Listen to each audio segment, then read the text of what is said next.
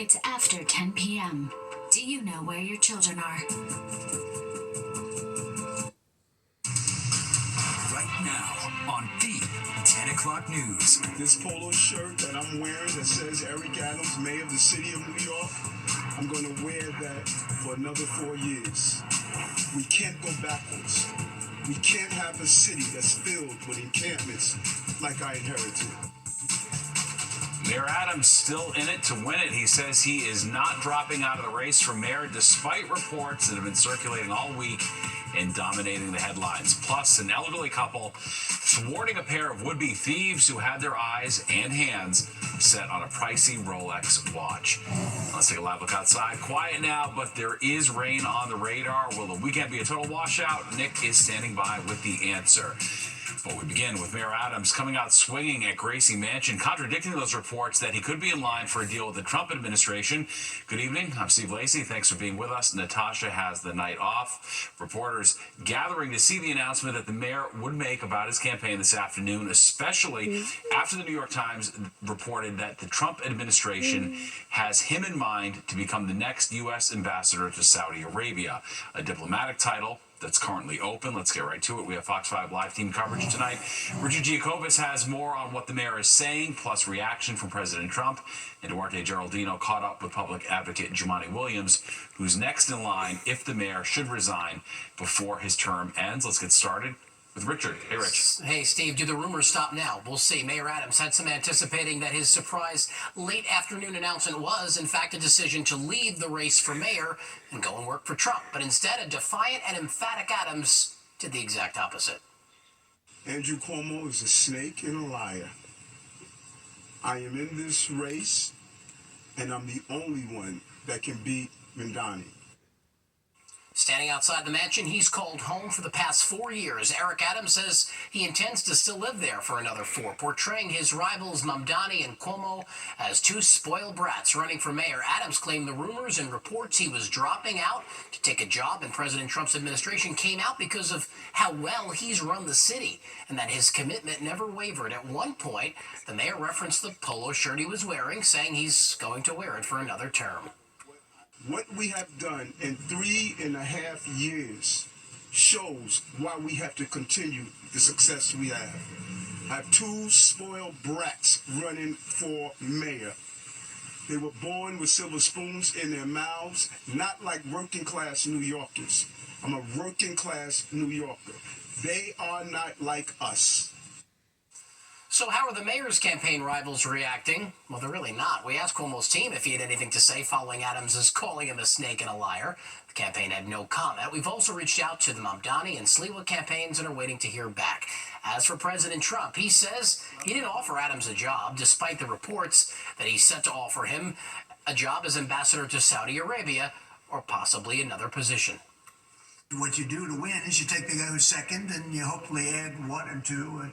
But maybe if the one isn't getting out, then he's not getting out, and that's okay. I think the mayor's a very nice person. I helped him. He was got caught up in a scam by the Biden administration, what they did. So I helped him out a little bit, but I would understand why he doesn't do it. I do think this. I think if you have more than one candidate, we've got ourselves a communist mayor in New York.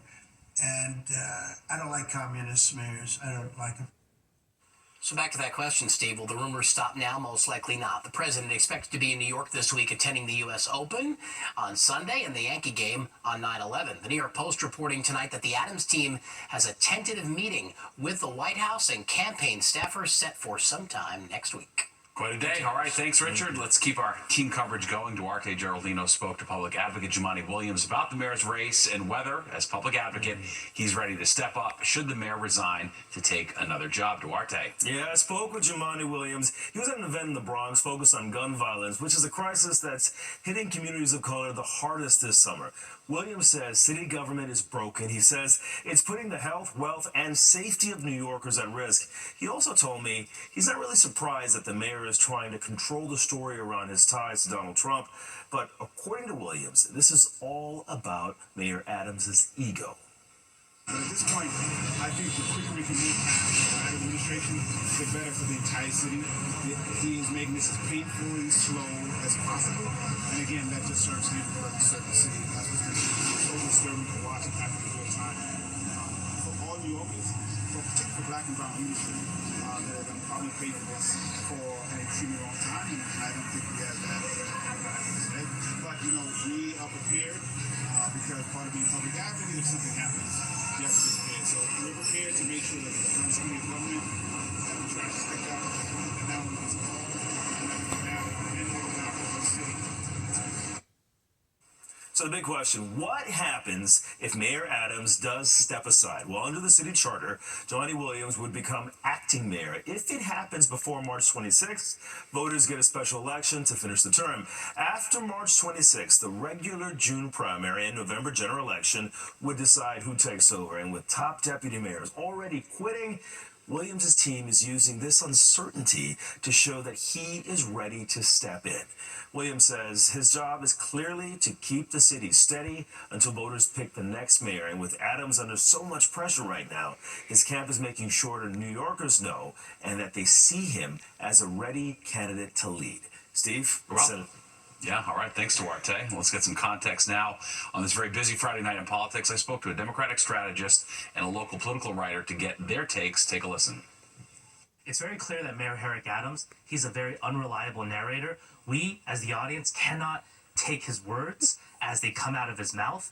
And quite frankly, it looks like Mayor Eric Adams, while he's looking for his next opportunity, he is really relishing this moment, trolling his opponents, Cuomo and Mamdani, and really soaking up every last moment of attention the media gives him. Because look, honestly, whether next year he's going to be working in the Trump administration or being a commentator on the conservative publication, Eric Adams is just not going to generate this type of media attention next year when he's not mayor anymore. And so, look, he's just soaking it all in. I think this is a godsend to Zohran Mamdani because you have all these headlines of Trump wanting Andrew Cuomo to be the candidate, right? But now you have that, but you also have Adams remaining in the race defiantly. You have Curtis Lewa's not going anywhere. So I think it's a huge win for Zohran Mamdani. I think this whole situation has kind of put Andrew Cuomo in quite a pickle, right? He's been noticeably quiet this week, right? Because he can no longer deny that Trump is favoring him, right? That this is just kind of an issue that will really harm him with the Democratic base. And I think Curtis Lewa is probably having a great time, right? Because all the focus is on Eric Adams and his corruption, whether will he or won't he leave. But Sliwa's out there. He opened a campaign office today in Brownsville. Like Nicole Malliotakis was tweeting in support of him, that the Republicans should rally around him. So I think all three are kind of using it relatively to their advantage. And mayoral candidate Andrew Cuomo meeting with the Reverend Al Sharpton this morning. The former governor posting this photo of the two. Sharpton had recently urged Cuomo to drop out after his loss to Mamdani in June, but today Cuomo alluded to an endorsement should Adams drop out. He wanted to challenge me in so many words that I had said that he should drop out and give the mayor one-on-one race with Mamdani. I told him we'll see if the mayor drops out. I don't know the mayor drops out. Sharpton also slammed President Trump for allegedly trying to meddle in the election. And if you can't get enough of New York City politics and the mayor's race, you can watch Battleground NYC, The Fight for Your Vote, hosted by SE Cup. It streams every weeknight at 7 on the Fox local app. And be the first to know whenever there are updates in the mayor's race by downloading the free Fox local app where you can stream our newscasts anytime. All right, and on this busy Friday night, let's get to our other big story, the weather, and just in time for the weekend. Unfortunately, we're tracking some rain.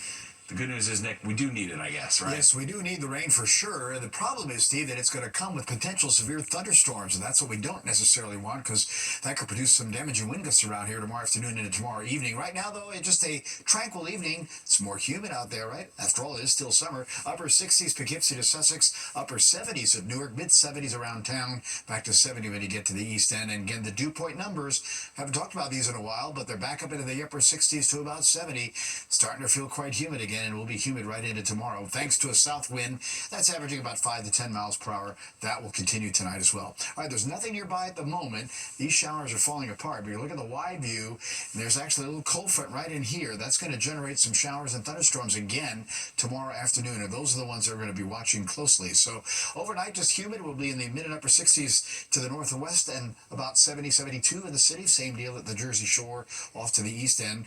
All right, as we go through tomorrow, here's already 2 o'clock. This one computer model's bringing this line in pretty early. I don't know if it's going to get here this early, but there is a potential that storms will start coming in from west to east after about 1 or 2 o'clock in the afternoon.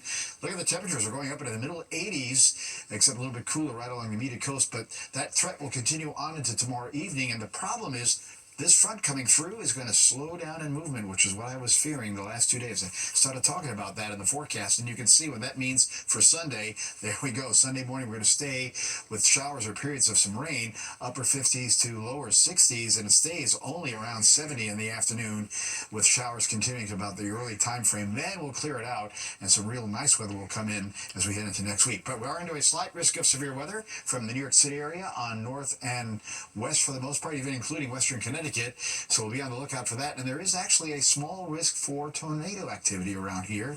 Again, New York City, north and west. Now, we may not necessarily see tornadoes, but that's a hint that we could see some very damaging wind gusts of over 65 miles per hour. Steve? Very well. All right, thanks, Nick. Well, an elderly couple turning the tables on a pair of would-be thieves, how they were able to stop themselves from becoming a crime statistic. Plus, Labor Day has come and gone, but the weather is still perfect for outdoor dining. We've got some curbside deals. And a programming note, football season is officially underway, and you can catch the New York Giants opener against the Washington Commanders right here on Fox 5 at 10 o'clock. Watching the 10 o'clock news. The Bureau of Labor Statistics out with its first jobs report today since President Trump fired its chief last month, but the new numbers are still a major blow for the White House. New data from the Bureau of Labor Statistics shows the job market is losing steam. The U.S. added a mere 22,000 jobs last month, coming in below expectations, and unemployment ticked up slightly to 4.3%, its highest in nearly 4 years. After firing the head statistician last month, the president expressed doubts over the jobs data and says the so-called real numbers will come after investments for major companies start rolling in. When they start opening up, you're seeing, I think you'll see job numbers that are going to be absolutely incredible. You're going to see job numbers like our country has never seen before.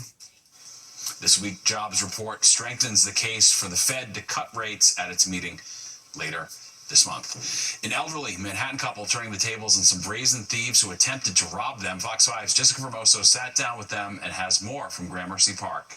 She nicked me, and this was all black and blue. 89-year-olds Joanna Kucha and 87-year-old Larry Schwartz retelling the terrifying moments they lived Wednesday morning when entering their senior center on East 23rd Street in Gramercy Park. The elderly couple says a man approached them in the doorway. He's talking to me, and he says, I'm from Dubai, and I need directions. She says he asked her where the nearest Walmart was. There are no Walmarts in Manhattan. You're going to have to go someplace else. He said, still standing in the door, preventing it from closing.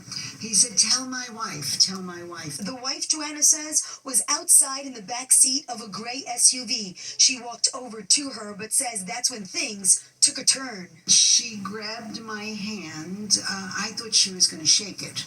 And she took it and she started kissing my hand. Larry walks out at that moment and approaches the vehicle. She says, I have some things for you. So she holds up some shiny jewelry and stuff like that. The woman notices Larry's $48,000 Rolex on his wrist and pulled out a Rolex of her own, telling Larry it was better than his. But Larry knew what she had in her hands was a fake. Within seconds, he says the woman had her hand over his wrist, trying to take his Rolex off, but Larry wasn't having it, and that's when the struggle began. I took it and gave it a three-quarter turn, the wrist, pulled it so that her shoulder was out of line, and now I started to really twist to cause pain. And she starts to scream. Larry pushes the woman back into her seat, and the thieves, he says, took off, thankfully empty-handed. Now, Larry goes to the gym and lifts weights every single day. Now, those thieves didn't think he had it in him, but clearly he did. Now, later on that day, the two went to file a police report, police telling us those thieves are still on the loose. In Gramercy Park, I'm Jessica Formoso, Fox 5 News. Don't mess with Larry.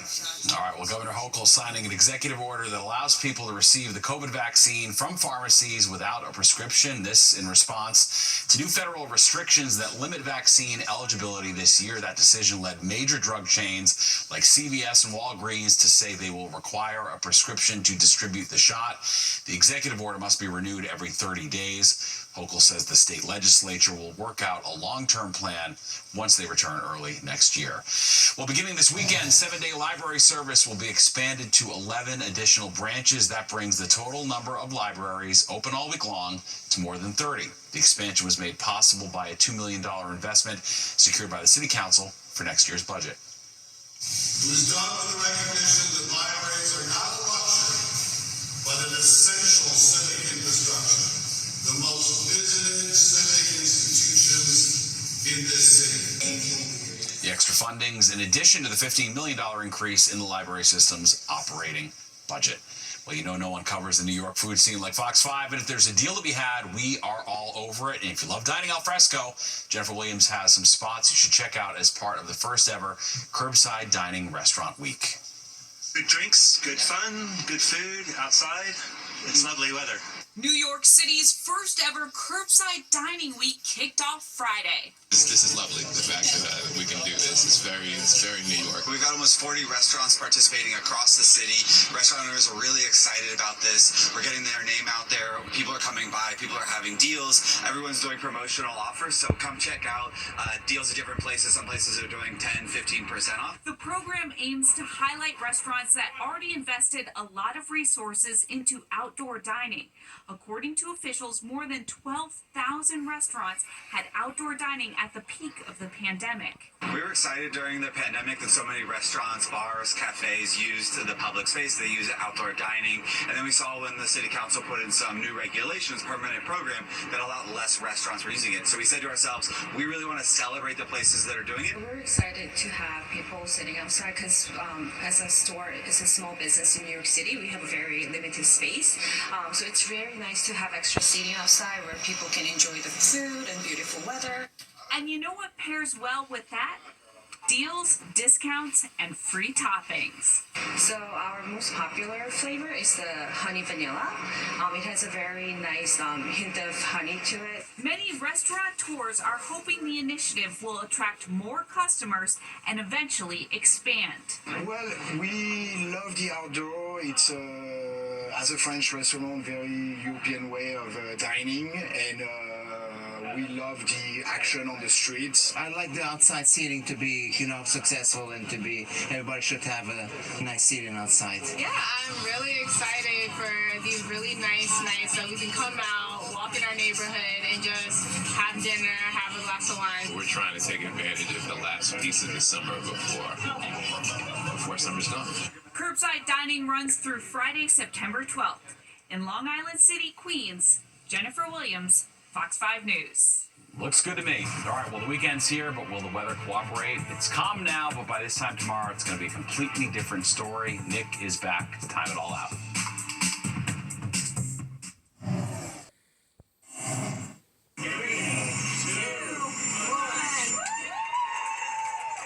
City of Chicago thanking legendary comedian Bob Newhart for all the years of laughter. The 1970s hit The Bob Newhart Show was the first network sitcom to take place in Chicago. Plus, Newhart was born and raised in the Windy City. That renaming ceremony happened on what would have been his 96th birthday. Newhart, unfortunately, died in 2024 at the age of 94. All right, back to the weather as we take a live look outside. There is rain on the radar. Let's take a look at how severe it's going to be and check out exactly when it moves in and, importantly, when it moves out. Nick. Yeah, for sure. And unfortunately, it's going to collide with a portion of your weekend, Steve. But no rain tonight, no rain tomorrow morning. It's tomorrow afternoon when things go downhill. Today, though, hey, above average for a change. Last week or so, we've been below average. We hit 82 and 66 for the low. That's right where we should be. Sunrise 726 down, now 721. Again, losing about 1 to 2 minutes of daylight per day. Bit of cloud cover, 75. We're just going to keep a few clouds overnight with the wind continuing out of the south. Pressure has been on the rise again, 2998, but the dew point has also been on the rise. Now it's 66, and that means it's starting to feel quite humid again out there. And we're in the mid-70s in town, upper 60s, Hudson Valley, North Jersey, still 77 at Allentown and 78 at Newark. And that back to the mid-70s from Belmar back towards Long Island. And you see these numbers are about 2 to 5 or 6 degrees warmer than 24 hours ago, thanks to, again, our south wind. But again, the dew point numbers are climbing now into the upper 60s to about 70. It's going to stay a bit humid overnight, or more humid, I guess I should say, and quite humid again for tomorrow with that south wind now averaging about 5 to 10 miles an hour. Well, here's the official highs for the day. Newark, the top spot there at 88, mid-80s at Belmar, only mid-70s, though, on the east end. Low 80s into Connecticut, up the Hudson Valley, all the way to Albany at 80, 84 Boston, high 80s Philadelphia on southward, and even 90 there at Richmond, Virginia. 70s as you moved westward towards Detroit, and even still only 60s in Chicago. Now, that cool air didn't make it here yesterday into today. It is going to make it here Sunday into early next week, but it'll modify a little bit before it does get here, as you'll see. That's all because of cold fronts coming through later tomorrow into Sunday morning, and that's why we're talking about the potential for some severe storms in the forecast. Right now, again, nothing really out there. Wide view shows a line of clouds here. It's kind of marking that cold front that you'll see pop up here in a moment. And again, these showers and storms in West Virginia down to the Tennessee will not get here tonight, but maybe by early afternoon tomorrow we'll start to see them moving in from the west. And you'll see that here on the Futurecast. Again, just a few clouds tonight. Nice tomorrow morning, combination of sun and clouds, humid, and up into the mid-80s we go. But here we go into the afternoon. Those showers and storms fire up. Some of them, again, will be on the severe side. And the problem is this system's not moving along quick enough, which is what I was fearing the last 2 days, and the result is that the showers are going to last into Sunday morning, even more so potentially just sort of periods of some light rain. That does get out of here by early Sunday afternoon, so there's some hope for the second half of Sunday, and then some great weather comes in for next week. But we're on the lookout for potential severe weather tomorrow. That slight risk from New York City on north and to the west. And again, as I mentioned earlier, is a little shot at potential tornadic thunderstorm activity. So certainly, at least there could be some damaging wind gusts and maybe some hail with these as they come on through.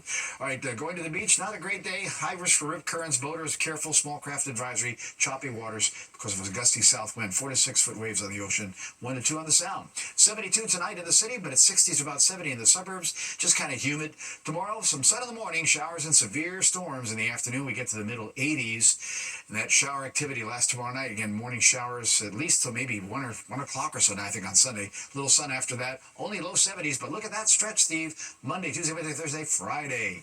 Lots of sunshine, mid to upper 70s and mid 50s to 60 at night. Like a look at that. All right, thanks, Nick. That does it for us tonight. If you missed any part of the 10 o'clock news, you can always catch an encore on our free streaming app, Fox Local. Have a great night and a great weekend. Fox 5, brought to you by Morgan & Morgan. All law firms are not the same. There's only one Morgan & Morgan.